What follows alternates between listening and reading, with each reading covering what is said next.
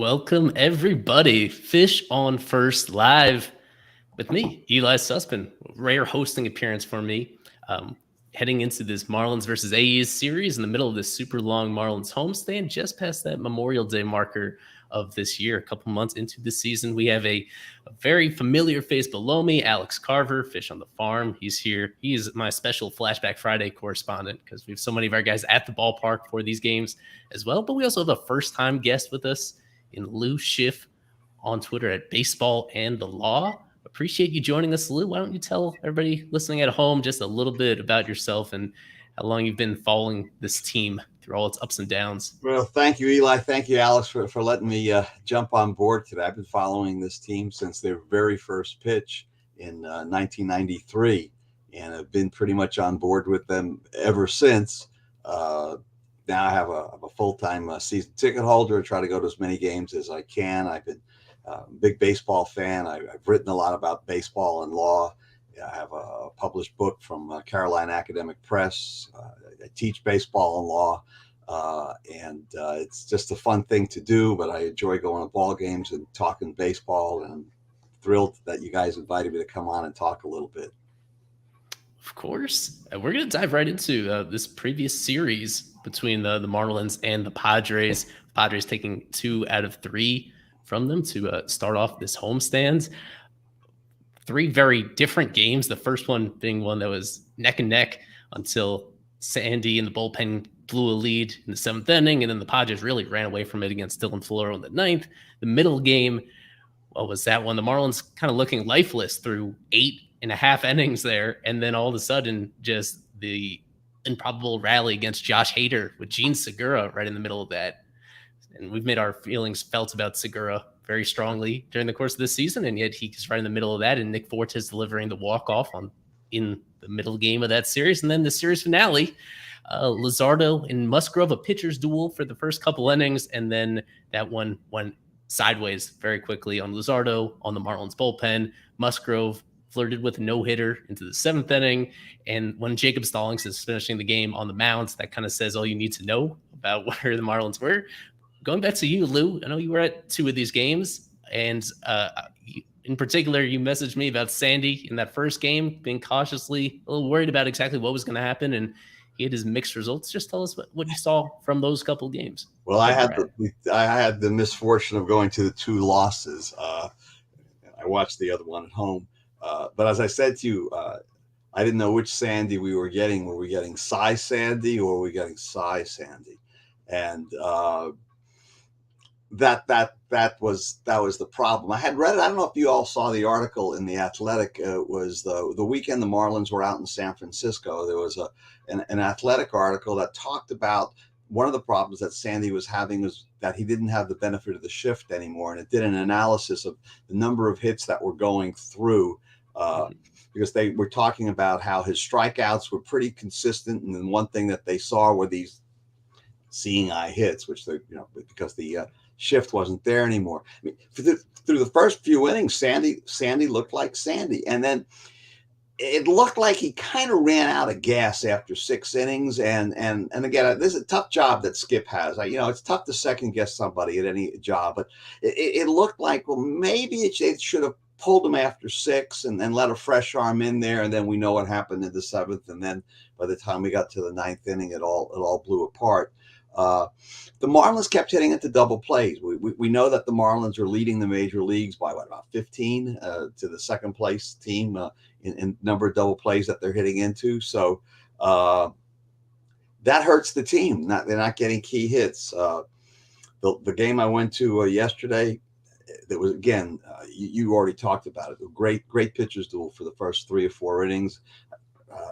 I think that we had a perfect game through 3 innings, and then you give up a couple of doubles, and the guy steals a base. And the first 3 runs scored yesterday were all on sacrifice flies. So it looked like it was going to be competitive. Even when they scored that run in the 5th inning, when the Padres scored that, it's like, all right, we're down only by 3. If we could just get the bats together, we can do something. And then the implosion in the 7th inning, and I was gone.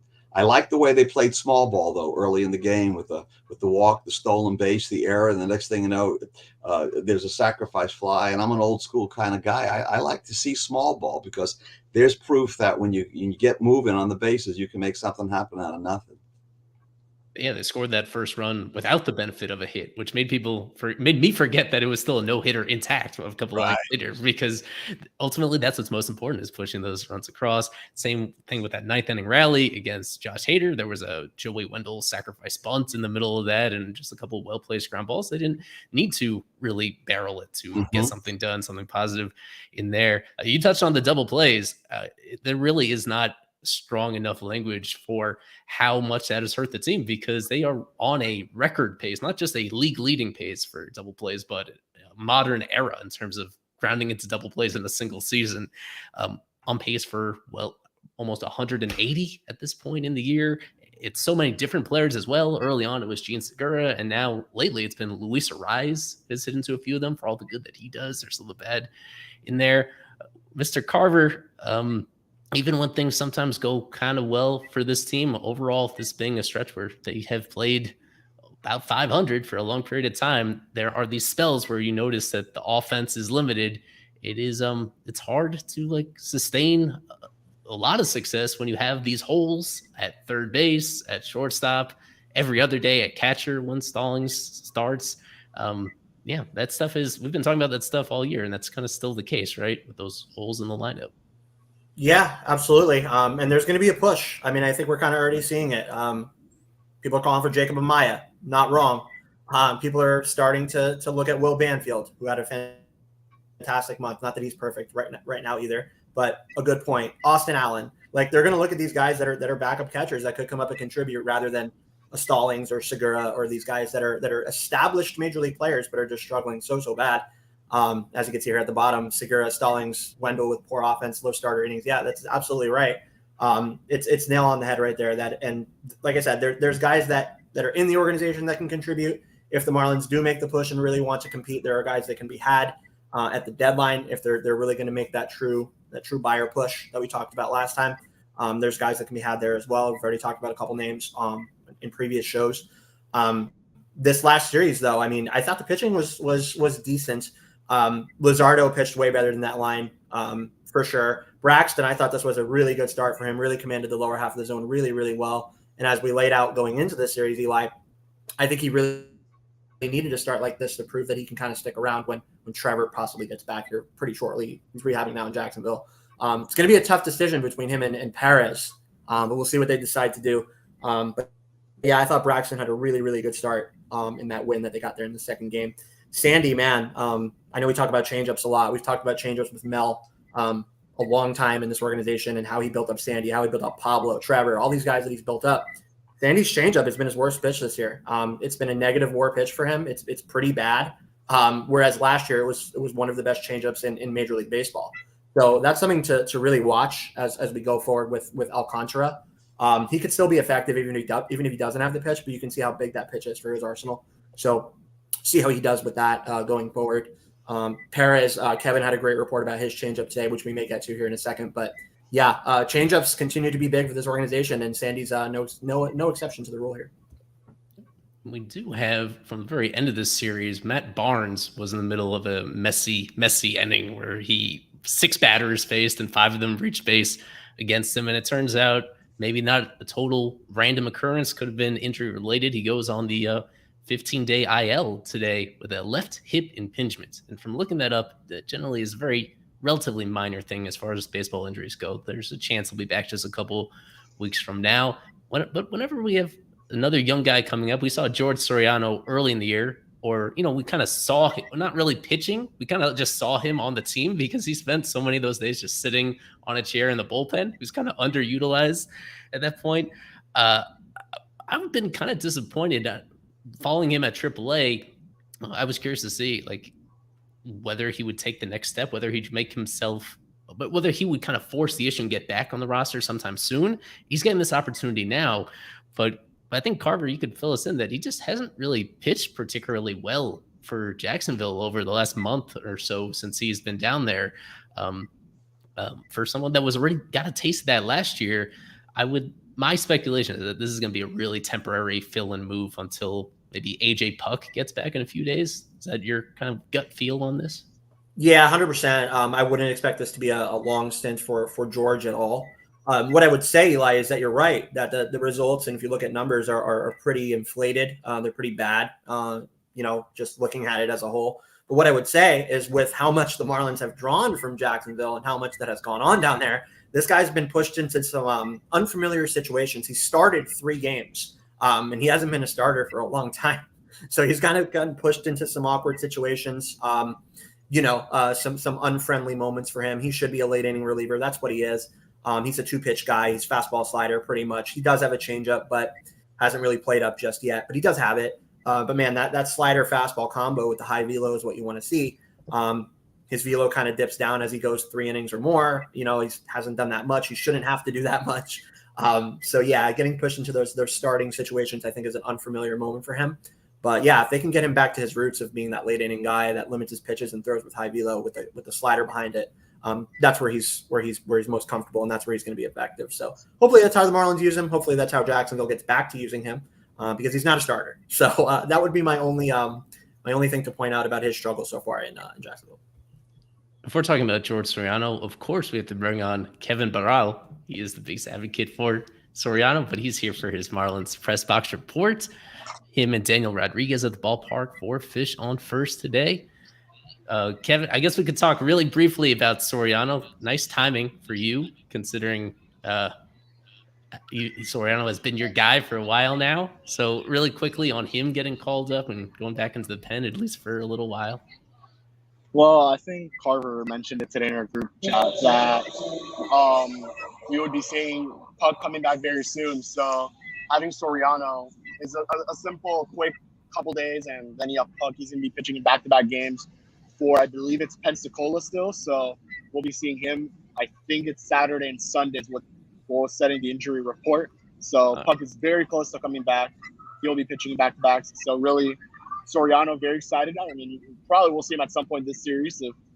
If Eddie really struggles and has to get out of the game early, you could have Soriano for some mop-up innings. And then you have, obviously Yuri and Sandy. Yuri probably not going to give you as much length, but then you have Sandy, who should have a good start against this Oakland team. But aside from that, I mean, just happy for Soriano. Sucks for Barnes. Skip had mentioned today in the presser that, Barnes had been kind of going through it for a bit, and he's trying to pitch through it. But it gets to the point to a time that you got to put him on the IL, and that was the case. Okay, we're gonna play with a new toy here with your injury updates. There are your updates. There's our background. Take us through really quickly what jumps out. What you heard. You already touched quickly on Puck and that about it. But just bring us through the other injury updates and what people should be focused on here. Yeah, so you look all the way at the bottom. Garrett Cooper was reevaluated, saw some lingering effects. He is available off the bench tonight for Skip, so he is good to go if need be. Jazz is a daily evaluation, so it was mentioned that it was kind of it was misspoken what they had said on Jazz in the last injury report. So this time around, they say a daily reevaluation. Basically, you're evaluating him every day to see what he can start doing, what he cannot do. So we're just going to skip through that one. Trevor Rogers threw a bullpen today. We saw him throwing today, Danny and I, when we got on the field. He was just walking out. He's going to pitch this Sunday in Jacksonville. I believe it's 5 innings, what he will be pitching. Then we talked about Puck. Max Meyer, once again, kind of getting back into the rhythm of throwing. Tommy Nance, weird situation, but he's throwing. He's going to start a throwing program. Abby's still in rehab. Cueto is going to pitch a live BP. It was around a 44 pitch bullpen for Cueto, and then Bender, he's progressing there. So nothing crazy. I guess the one that you're excited to see is Puck. He's close to returning, and they need that high leverage guy, a 9th inning guy. And we've seen how Flores been struggling as of late. You're muted.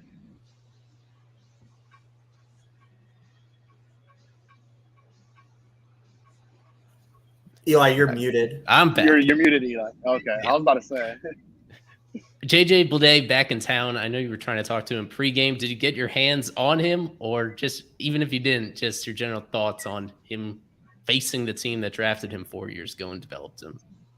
He's here, and he very neutral. I didn't get to talk to him. It kind of looked like he was avoiding us.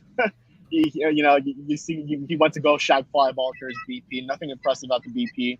I know some of you guys take him as your serious MVP, but yeah, I mean, he looks there. He looks ready to go. He's in the lineup tonight. That's hitting 6, playing left field. So excited to see what he's got, and nice to see him back in Miami where he started his career.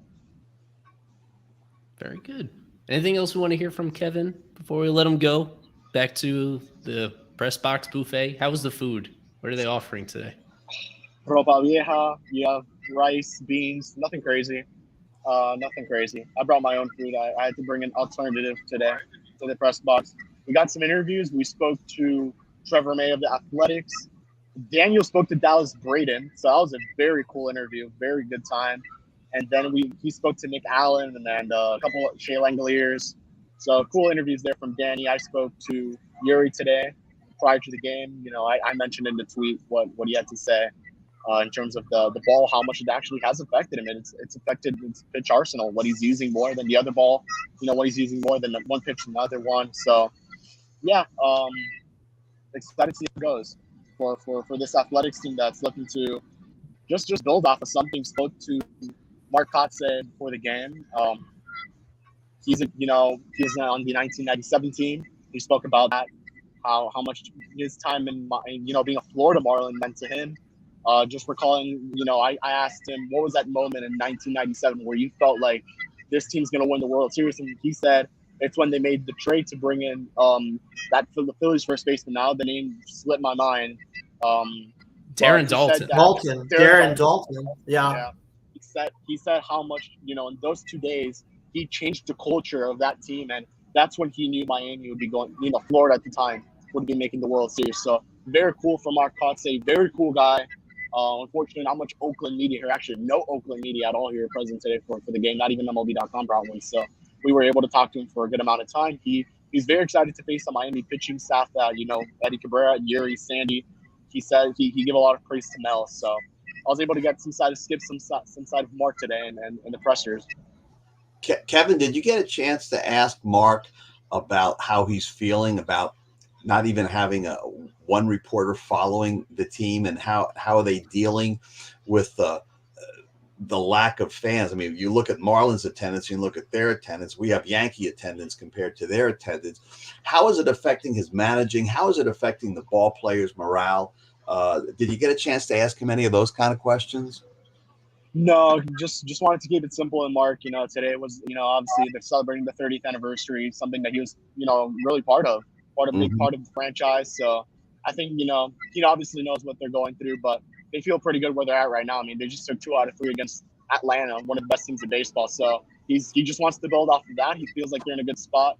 He did speak about JJ Bleday. He said the league has adjusted to him. He's pitches coming lower. Pitches coming low. I think he mentioned the changeup specifically, and just make adjustments back. He has to adjust back to the league, and he feels pretty good where Bleday is at, and he just wants to see him get better. So it was really that was really the morale of the press conference. Not really about talking about the situation in Oakland. I think he would have to go through that at least every day over there at the ballpark where they're at. A nice nod to Dalton, who of course passed away a little bit ago with cancer. So we're talking on a Flashback Friday. We always like to talk about ex-Marlins, and Dalton wasn't here for that long, but man, he made a difference, as Kevin just said. My last question for you, Kevin, you mentioned the thing about Perez with the changeup, which we've been talking about. Did he expand on that at all? Is it just the baseball? Is it how he's gripping it? Is it just has to readjust to the baseball itself because they're using the tacked up ball in the Southern League? Yeah, that's true, but he was also using the regular baseball, the Major League Baseball, Major League version of the baseball in camp, and the changeup looked pretty good. So what's changed, if you got any clarification on that?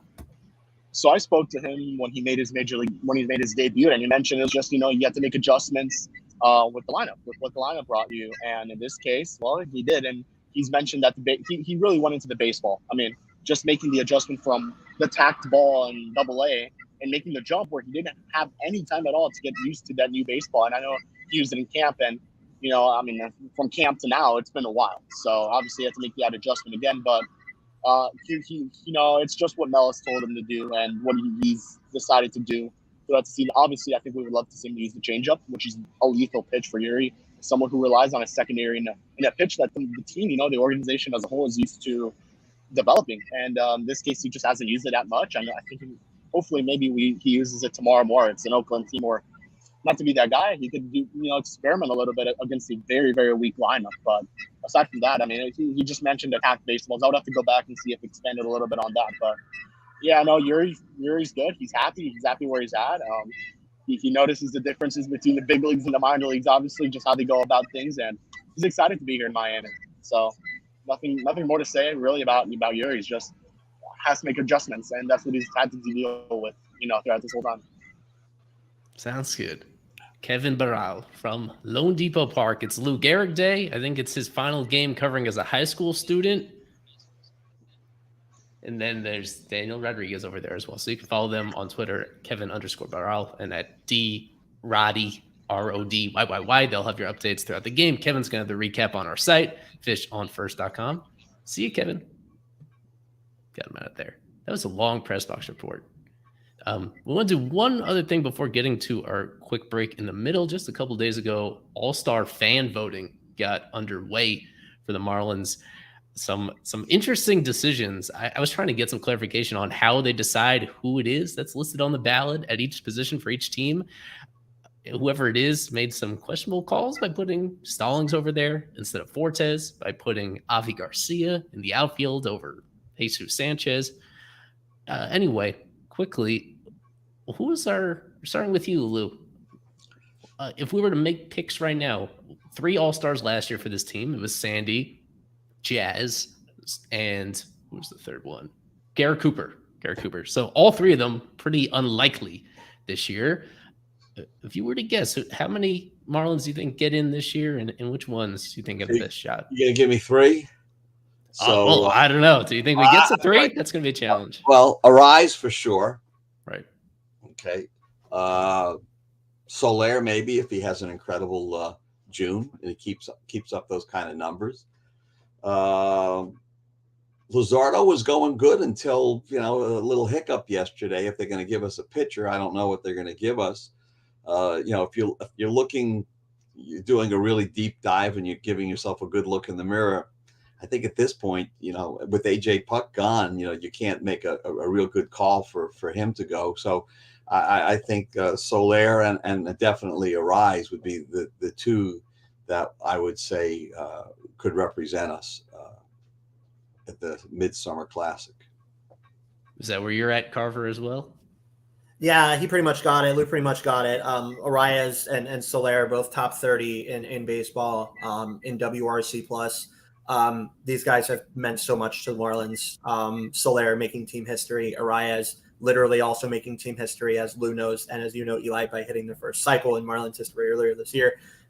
There's something to definitely be said for guys who make history for their franchise. 30-year-old history now for Miami. Somebody doing something, or 2 people doing something for the first time ever, is definitely the 2 guys that you would point to. For pitchers, man, you can't defend Sandy. You can't really say that it's going to be. And of course, this is all up to the managers with pitching, not to the fans.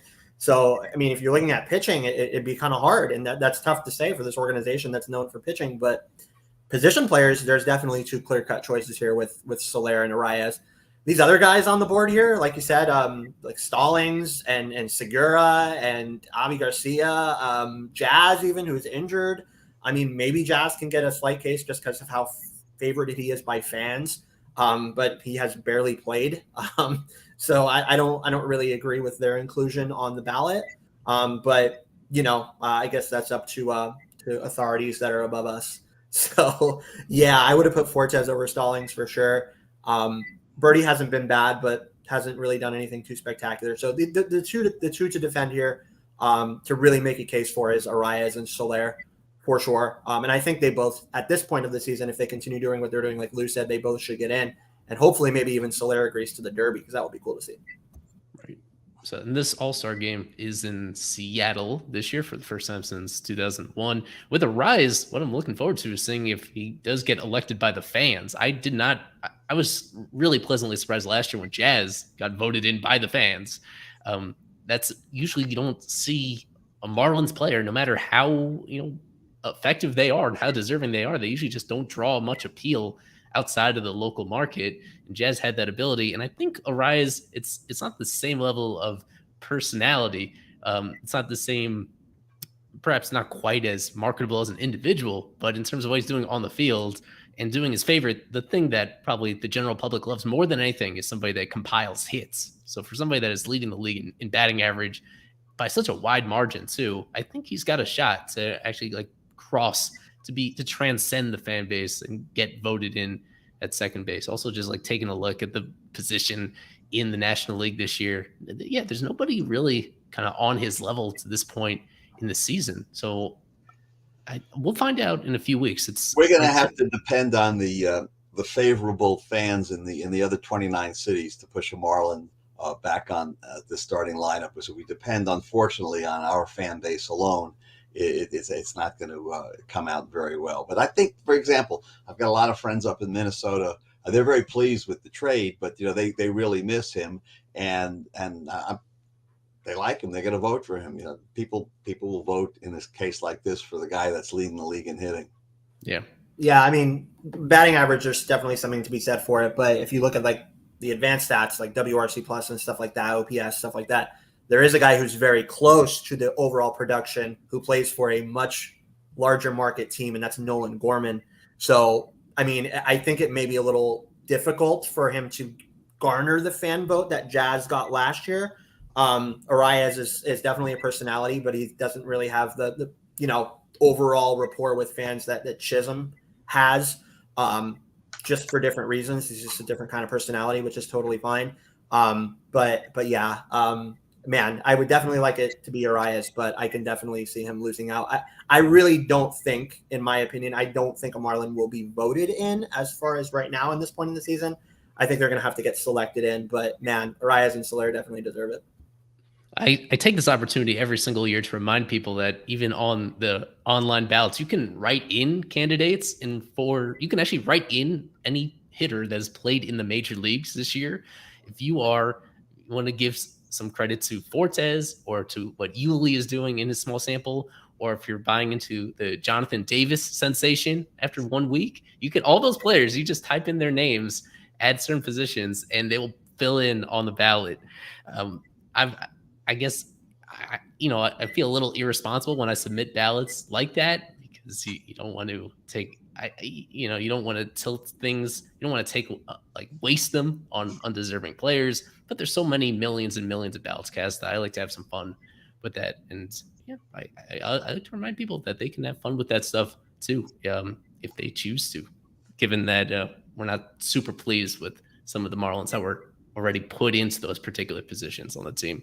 So with that, on the other side, we got to get to this Oakland A's series, in particular, JJ Bleday. He has been a very popular figure on this show going back to last year. So a lot of thoughts on him, his homestand in general, maybe a little bit on, they're calling it Jeff Conine weekends. I know on Sunday for sure they're doing a giveaway about that. So we'll cover all that and more, get to the rest of your questions. 30 seconds.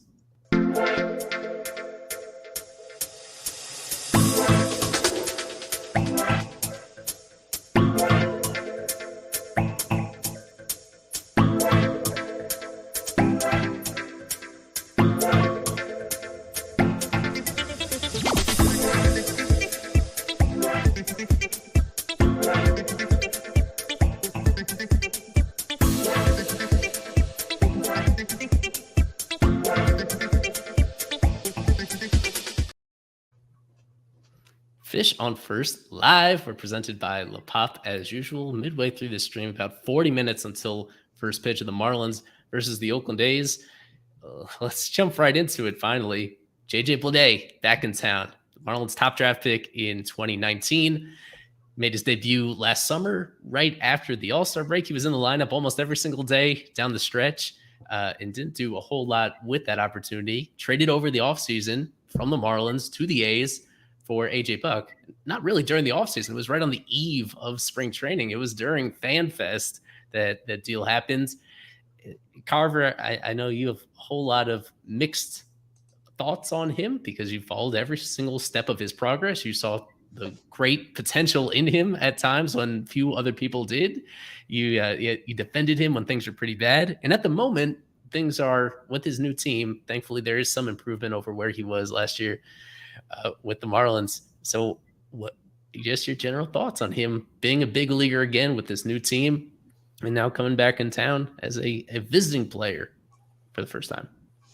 Yeah, like you said, it's definitely been a roller coaster for his overall development. Coming out of college, I really saw a guy who has a decent swing. I saw a guy who's pretty patient at the plate. I saw a guy who could hit for some decent power, more gap to gap probably at the big league level than anything, which is kind of what he's shown in sporadic appearances. He got his call up. He had the infamous walk that you guys all like to make fun of me about late in the game, which I thought was just a great at bat for him. So it started out pretty good in his first plate appearance, and then with the Marlins, it just kind of tailed off. He just couldn't adjust really back to what major league pitchers were doing.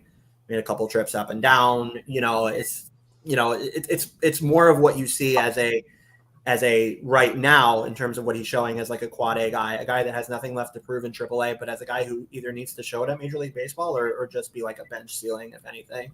So, man, it's definitely an interesting player. He's definitely tinkered around a lot. I asked him a couple of years ago when he was with Pensacola about, what have you done with your swing to really get to where you want to be. I'm always the guy that's tinkering around. I'm looking for where I want to be, but you really can never find the comfortability necessary to really just, this is who I am at the plate. This is my approach. This is my stance. This is where my arms are going to be. This is where my legs are going to be. This is my timing trigger. Like it's always been a work in progress for Blade, and I still don't think he's really found it. So going on this point in his career, where he's with a very bad team amongst the worst team in baseball, the worst team in baseball, actually, at age 25, he has no line of protection. You hope his coaches can figure it out with him, including Kotze, who Kevin mentioned earlier. He's got some resources around him to use, so hopefully he can make up for it because I still see potential. I don't think he's a finished product, like in terms of being able to improve as of yet. But man, he's got to show it pretty quickly, or else it's going to be pretty much, like I said, that bench kind of ceiling, which is kind of what he's looking at right now. So unfortunate for him, but it hasn't been a horrible start with Oakland. It's been worse lately than when he first got to the majors with Oakland. He was good with their AAA team to start the year. I think Las Vegas, right, Eli? Yep. So again, that's PCL as well. So you got to take that into account. Can that permeate at Major League Baseball? That's where he is right now. But I think this is kind of a telling point for him. I think if it doesn't work with this trip to the majors, then it says a lot. Go ahead, Lou. Where were you? What was your mindset a couple months ago when they made that trade based on what he was and the deal and all that? So I don't have as much invested as Alex does because he knows the workings of the minor league system so much better than I think almost anybody, and he understands the players. So, but just looking at it as a major league player with a major league player, it was a no-brainer. We were getting experience. It was almost like Oakland wanted to get rid of an experienced player. So it's almost like the Marlins. Let's get rid of somebody with experience. We can bring somebody in that we don't have to pay as much. We're not going to go anywhere this year. We didn't know that Miami was going to use him as a closer. We weren't sure where he would fit in the bullpen. And I thought it was a good deal because the way he hit last year, he just looked uncomfortable. I go to the games, I see him, and yeah, he's a rookie, but it just didn't look like he was still playing for Vanderbilt, and he had that kind of control. And I don't know if it's because it's wood bat versus the aluminum bat, whatever it is, but it's a huge difference between playing at the collegiate level on a national championship team and then everybody being just as good as you when you're faced now with major league talent, and nobody cares that you came out of a great collegiate program. And I feel bad for him because he's playing on a bad team and he probably doesn't have the kind of mentors that can help him through his slumps. So this could really hurt him. And I hope he doesn't wind up as one of those number one picks that in 3 years people say, why was he ever picked number one? I really hope he can pick himself up and do good things. He seems like a good kid. Yeah. Just a few days ago, actually, one of the few veterans that was around him in Oakland was Jesus Aguilar. He'd been with the team and signed even a major league deal this offseason. They cut bait with him in advance of this trip. We were actually making plans to have him back in town and talking to him. That's somebody that's really highly regarded for both his intangibles as well as what he'd done in previous years. But that was a surprisingly quick trigger that they had on somebody like him in order to make it even less surrounding experience with him. You're right about that. So it's been interesting. I've been following him because once he got called up by the A's, he was on this hot streak initially. This was about a month ago. As Carver mentioned, he started this year at AAA, performed really well, earned his opportunity. And then initially when he called up, he was producing. And at this point, he comes to town, 2 hits in the last 3 weeks. And one of those hits was a bunt, was just beating not the shift, because the shift is gone, but beating a third baseman that was playing deep. Where overall, it's just all 3 of those home runs he hit this year came pretty early on, as he's not driving in runs outside of that.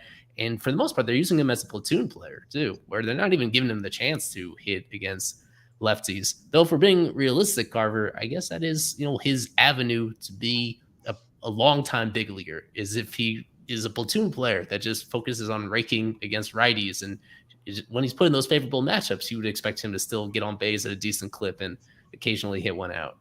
Yeah, and you're seeing it too with advanced metrics. The walk rate is still really good. His walk rate's always been good. Even with the Marlins, it was good. His K rate is down. With the Marlins, his K rate was 28%. Right now, it's 20. Of course, that's in less games, but the K rate is down from where it was in his last major league stint with Miami. And then the pull rate is up. So he's pulling literally a lot of the pitches that he sees against righties. So, and that's, like you said, a product of the fact that they're just not really giving him much time against left-handed pitching. He's not really having to go the other way. He's being able to wait on those inside pitches and being able to take it to his favorable field. So, yeah, I mean, it's definitely interesting. I don't blame them at all for platooning this player with where he is in his career. Little bit more in the air is what you would kind of want to see from him. Maybe being able to cover the plate a little bit more as well, because you're going to get guys that are going to be able to bust you on the back door as well, even if they're right-handed pitchers. So, yeah, no, this is definitely a telling point for me with Bleday. As I said, I'm not like you guys. I'm not like a lot of you guys, including Isaac, who I'm sure is listening, who are like wholeheartedly, oh my God, I'm out on this guy. That's it. We're done. No, I still think there's potential to be realized, but it is a very telling point right now at age 25 for him in his career. So we'll see what he does. Maybe he wakes it up this series against Miami. Who knows?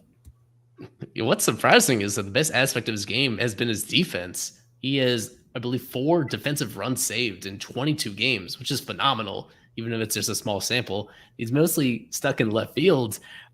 There have been some highlight catches. There have been some really strong throws. This was a player, or last year, I guess part of the issue was that they tried to make him a center fielder. They had no other options. Jesus Sanchez was struggling so much they had to send him down. I think that may have had an impact on why things went so poorly last year. Is this player that is by no stretch of the imagination should he be a center fielder? He just didn't have the athleticism for that. It just putting him in that spot and under that pressure and playing him there every single day, I think maybe that may have impeded his development just a little bit.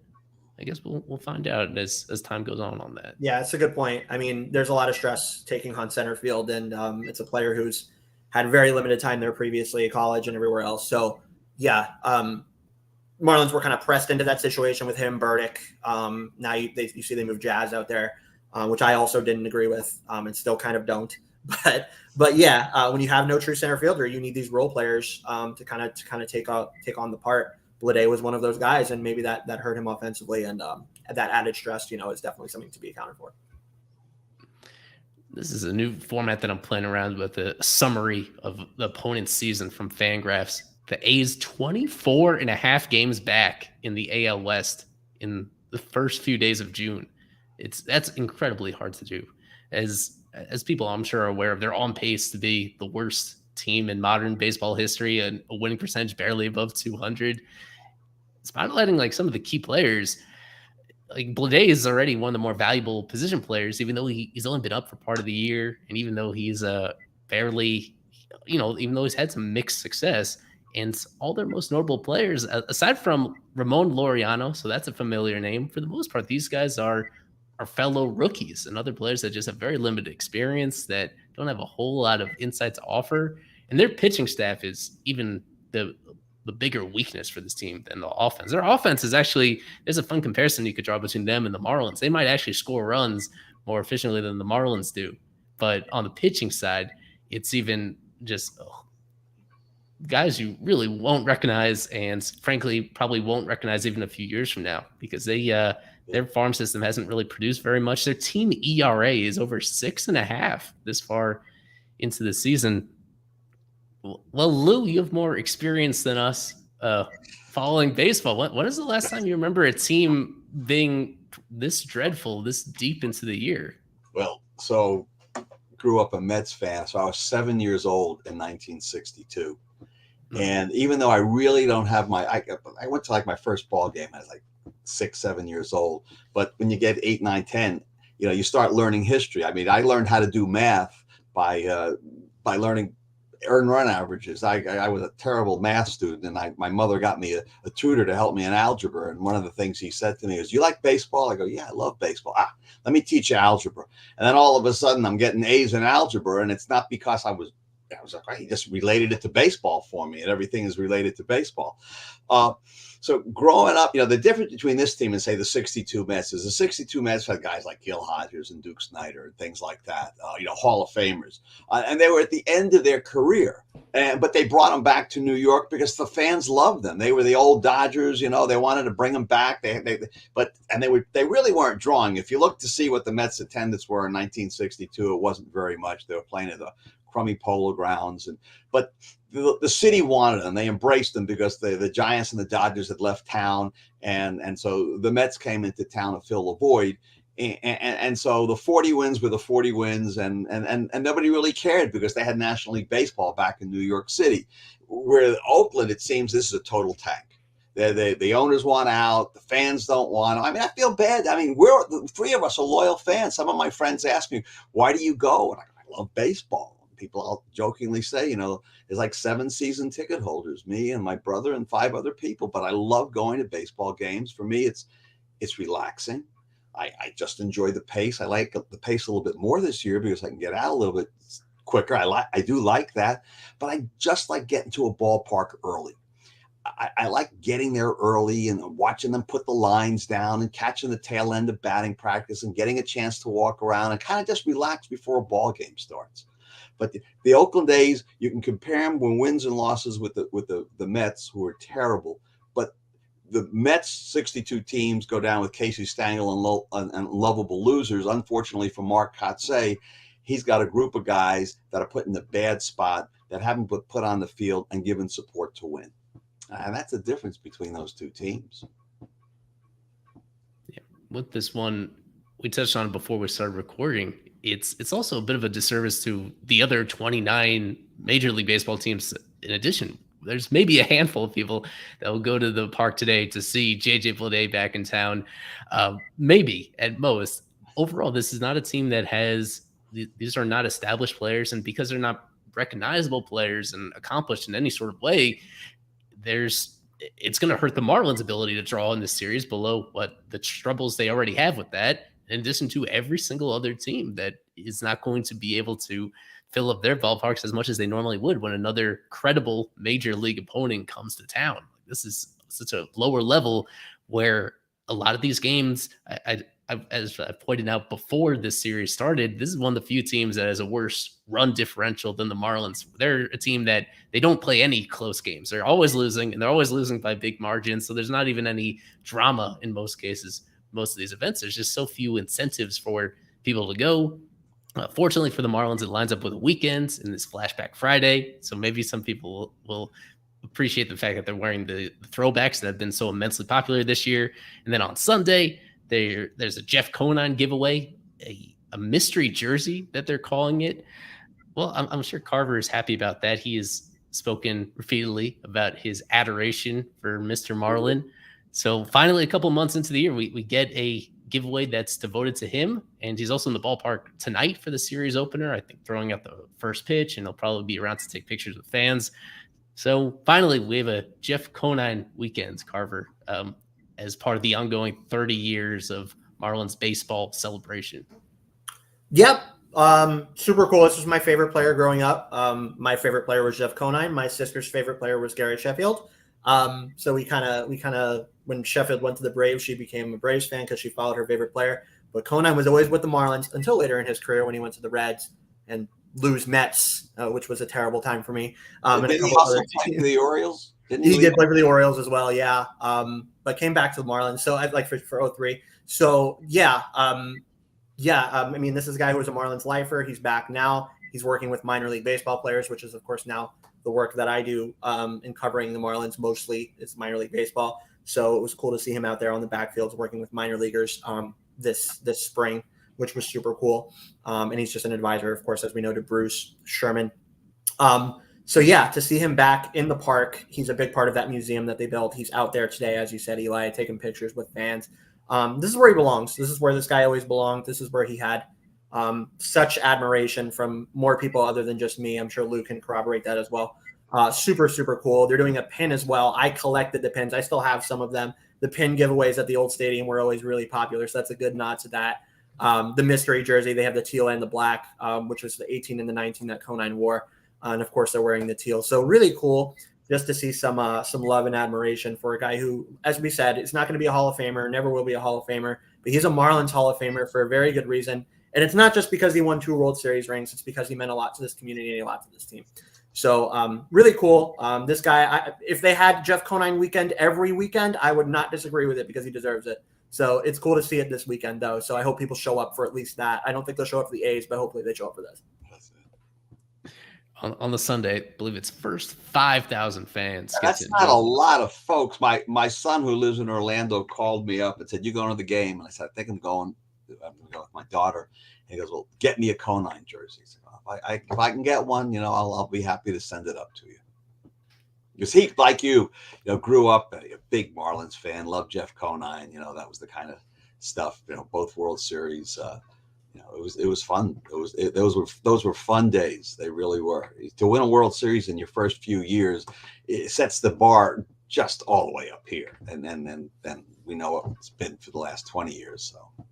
Yeah, for a while, the Mets were the team, that expansion team that had the record of quickest to going from their start to winning the World Series from 62 to 69. And then I think it's actually the D-backs now have that record even quicker than the Marlins did. Right. They did from. They went to the World Series. Yeah, absolutely. Now, as we wind down, just a look at tonight's lineup for this series opener. Some of the names that we've already touched on. We have J.J. Bleday batting 6th for the A's. Most veteran players they have: Seth Brown, who's fine, but often injured. Aledmus Diaz has been around a while. I think he won a World Series with the Astros last year, but he's having a terrible start to his individual season. And we had a comment here about Esteury Ruiz, who is he's contending for the Major League stolen base title. He also gets hit by as many pitches as anybody else. He's a really fun player, a very classic, speedy center fielder that's actually been a good situational hitter as well. He's fine. But on the Marlins side, yeah, Arise, Soler, DLC, Jesus Sanchez is in there. And the A's are using, I think this is an opener, Fujinami, who has some of the nastiest stuff in all of baseball. He just has no idea where it's going. So he started the year in their rotation, and then they moved him to the pen, and now they use him occasionally as an opener. And the guy that he's opening for, I'm trying to remember this bulk pitcher's name because I saw him pitch in his previous outing, and I was extremely impressed with him. Hogan Harris. He's a lefty that dominated against the Astros his last time out. So I want people to watch out for Hogan Harris. He could be the latest guy that dominates this Marlins lineup. In terms of this lineup, Carver, something that I've been paying attention to that has continued is that Stallings is matched up with Edward every single time that Edward is on the mound. This is now the 10th straight start that he's been in there, in addition to always being in there with Sandy. So what do you think about that? Stallings being now the personal catcher for 2 different guys in this rotation. For as much as he has struggled, it seems like he is locked into the lineup at least 2 out of every 5 games when Sandy pitches and then when Edward pitches. Yeah, my question for Skip, honestly, Eli, would be why? I mean, Edward has looked very, very, very wild. As we said, I mean, he used it a little bit more in his last start, but as we've been saying about Edward is the fastball usage that we really want to see. Like I said, he did it in his last start, but he more lived in the upper half of the strike zone with it, which is not a good place to be with it. And he had to kind of go away from it back to his higher effort pitches. So my question would be for Skip would be why is this a thing? It was Sandy for a while. I think Sandy could throw to any one of us and still be effective, honestly. But they finally got him with Fortes. Now now it seems to be Edward that they're just like they're pairing him with Stallings pretty much every time. Which, man, Stallings used to be a very good defensive catcher, but I think those days are as we're seeing proven these last, I guess, 2 seasons. Those days seem to be behind him. So I don't understand it. It's definitely a great question to ask. Would be why is this the thing where Fortes is just such a better bat and probably an equal defender as Stallings, if not maybe even a little bit better. So I don't get it. But that is what it is. One thing to call out from what you said before about the A's lineup, Brent Rooker is impressive. He's a young kid. That guy looks pretty good. I like that player. And then another thing to call out just really quick, you mentioned that this guy was struggling, but it's always a special time for him to come back to Miami because of his connection to Jose Fernandez, Aledmys Diaz. So it's always cool to see Aledmys back in the Lone Depot Park. Yeah, a fellow Cuban, for people that weren't aware of their connection that he had with Jose Fernandez. Anything in particular, Lou, about the way that the Marlins are putting together their lineups lately that you like or that you'd like to see changed? Well, I'm on board with Alex. I would like to see Fortes become the number 1 catcher at this point. I think they've given Stallings a season and a third to become the leader. And what is he hitting? $152? Is that where he is about now? It's not. He doesn't look comfortable at the plate. I think maybe it's affecting his behind the plate. Fortes seems to do a nice job behind the plate, and it's time maybe to give him another opportunity, Fortes an opportunity, and make there be a little bit more competition. Gurriel, I like. I think he's just having a tough year. And I think they should stick with him. I don't know if the game the other night, it didn't look like he stepped on home plate. When you looked at those replays, it looks very close. Yeah, he made it too close for comfort. And so what the Padres didn't do that they could have done, people have said, well, couldn't they have challenged the play? You could have, but maybe not. They could have done an appeal. Before the pitcher threw the first pitch, they could have called time, thrown the ball to the plate, asked for an appeal, and then asked the umpire if he had stepped on the base. But they didn't do that. And I was wondering why. I'm glad they didn't do that. But if you watch the replays, you'll notice the home plate umpire never signaled safe or out. And we may have stolen a run there that day. I love John Birdie. I just think he's like a Chris Coughlin kind of guy. Maybe not as good as Chris Coughlin, but he's a plugger. And almost like a Miguel Rojas in the sense when Miguel played for us. I mean, we got him from the Dodgers and nobody really wanted him. And so now, Alex, I think you agree. I mean, and he just became a good ball player. He was a leader, a player that was respectful, a player that respected other players, a player that respected umpires, that kind of a thing. And that's the kind of leadership you want to see in the clubhouse. Garrett Hampson is proven himself to be good. Davis coming in, he had a really hot start. It reminds me of when Ed Lucas came on the team. Ed Lucas kind of went 11 for 11. He was a world beater, and then he became our replay official a couple of years ago. But Ed Lucas got that same hot start that Davis has, and I think now pitchers are catching up to him. But it's so much fun to see a player that nobody expects to do anything, just to fill a uniform for a few days, to have such a great impact on a team. And I like the job that Skip is doing overall. I like that he gets upset. I like that. I was in San Francisco for the game when he got thrown out. I was sitting real close to the plate, and we had no chance to win that game when he got thrown out. About 7th, 8th inning when he and Stallings got tossed. But I like a manager that's going to back a player. That's what a manager's supposed to do. All right, I'll run the bus over me. That's okay. I'll take it for the team. I like that. Yeah, for as much respect as everybody had for Don Mattingly, definitely towards the end of his tenure, he was kind of missing that element. It really took a lot to draw that out of him. And with Skip, it's a different story. Nothing beats the time Redmond ripped off his uniform, though. That was the best. That was the best ejection of all time. Well, forget Earl Weaver or Cox, but Redmond getting thrown out of that game and ripping off his uniform and the fans going crazy. That was one of the better ejections I've ever seen of managers. As usual, 15 minutes away from first pitch with Lou, with Alex, and Eli.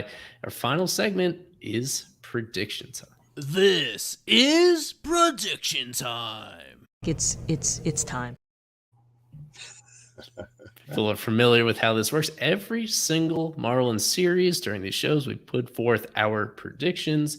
We take them from people on stream, members of my Fish on First staff, and also from people that follow and support us. For this week only, we took it from all of our public Twitter followers. We put up a post on Fish on First. People submit how many games they think the Marlins are going to win in the series, who they think will win the series MVP. And this is a scary situation. It is always scary when 100% of people are saying that the Marlins are going to win. They fell into that trap once before. I think it was when the Marlins went to the Rockies. Everybody said it was either a split or the Marlins would win, and they did not. Vast majority of people going with a sweep in this situation. You can understand why. This is the weakest opponent that they're going to face all year, and they're facing them at home, and they're facing them with you could argue at least two of their top starters, two of their top three, if you trust in Sandy and if you believe what Yuri is doing to this point. We've barely talked about Yuri on the show, but obviously very encouraged to see him continue doing what he's doing, coming off his best start so far in his previous outing. So people, beginning with the next series, we're going to once again make these a super subscriber only feature directly on our site, fishonfirst.com. You can find a link, or you can go straight to bit.ly/FOF super subscriber to sign up. Starting at just $3 a month, you can make predictions with us for every single series, but along with a gazillion other perks, the daily game notes that we provide in addition to each game, the super subscriber only giveaways that we run for tickets, for Marlins apparel, for other premium products. We limit the field to just those that super subscribe to us. So we had people doing that before the move from Fish Stripes, and we have even more doing it afterwards. We appreciate everybody's support in that regard. Because this is a home series, we have our people on site at Lone Depot Park. Again, here's Kevin and Daniel giving their predictions just a few hours ago. All right, Eli. Marlins series predictions for the A's. I got the Marlins sweeping the A's. They'll take all three, and my MVP will be, I'll take Jorge Soler. He's the hot bat. I know I've gone with him a couple times, but you got to go the right guy. I'm going to go Marlins take 2 out of 3. I think the Oakland A's are going to come in and take one game. They took 2 from Atlanta, so don't be surprised if they come here and take 1. And for my MVP, I'm going to think long and hard on this. I'm trying to think. Let's go be safe with Luis Arias. All right, Eli. Back to you. To close this out, you saw them do it. Saw what our super subscribers put forth. After the three of us, starting with Alex Carver, your predictions for these 3 games. Yeah, man, it's hard to go against the crowd here, so I won't. I will say that the Marlins also win 2 out of 3, and facing 3 righties, I'll go with the left-handed bat to get hot again. Let's go Jesus Sanchez, MVP. Okay, and his debut on the show, Lou Schiff. Let's hear it. What are your predictions? Marlins 2 out of 3. The same as just because Oakland is quote Oakland, it doesn't mean that they can't win one. And I'm gonna go with John Birdie. I just like John Birdie. There's something I like about him. So maybe he'll run our way to a victory. There's a lot to like about Birdie. As for myself, yeah, I can't bring myself to call for a sweep. I wouldn't be surprised. I'm going to stick with Marlins winning 2 out of 3 in this series against the A's. Series MVP, pretty popular one, Sandy Alcantara. It's hard to imagine him stacking another mediocre outing on top of his previous one. This is a team that he should be able to go deep against, and he should have the lead against in those late innings. So I'll trust in Sandy to have a big bounce-back outing against the a very favorable opponents in the series finale on Sunday. That'll do it for our show. Fish on First Live. Eli Sussman, Lou Schiff, follow Lou, Baseball in the Loft, puts out great content almost every single day. A reminder of things that have happened across baseball history, both the Marlins and beyond. But he knows his Marlins stuff, as he showed us on this program. And then, of course, you know where to find Alex. He's going to be busier than ever this coming week because we didn't get to talk about it. The rookie ball is starting up for the Dominican Summer League and the Florida Complex League. Those just start up on Monday and Tuesday this upcoming week. So you have 3 more Marlins affiliates in action because they have the 2 DSL affiliates. So much to cover on there. We'll have stuff on our account, Fish on First, but even more so at Marlins Miners if you don't already follow him over there. So a couple final predictions. Joey Aycock. He's got the Alex Carver one in terms of MVP. And then from TP Joseph. He's one of our valued super subscribers. He's got the exact Carver prediction in there. We'll have another show coming up on Monday, same time, 5:30 p.m., same channels. We'll have a different special guest. We have a new guest. I think it's gonna be his debut. I guess I'm kind of excited for. He's a very different style than Lou has, so I think people will enjoy that contrast as a sneak peek. Everybody, enjoy your weekend. Enjoy your Flashback Friday. Happy Lou Gehrig Day as well. From all of us here on Fish on First. Go Fish.